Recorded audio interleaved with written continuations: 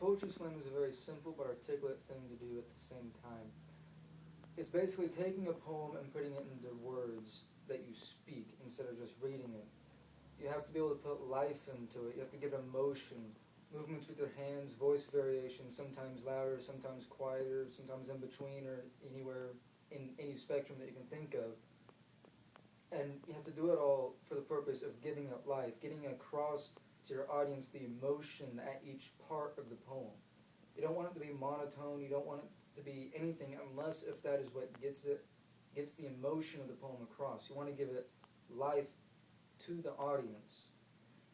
And it's better if you write a poem specifically for a poetry slam, because it'll come out better that way than if you took A Road Less Traveled by Robert Frost. If you take that and try to perform it as a poetry slam, you can do pretty good with it, but you'll do much better if you actually create a poem specifically for a poetry slam. Now, most poetry slams, they do rhyme, but I've never written one that rhymes. I've placed in several competitions with non-rhyming poems.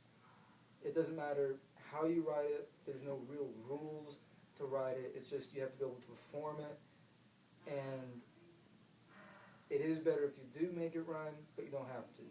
You can put meter in it, but you don't have to. Most of the best poetry slams that I've ever heard actually sounded more like a rap than anything.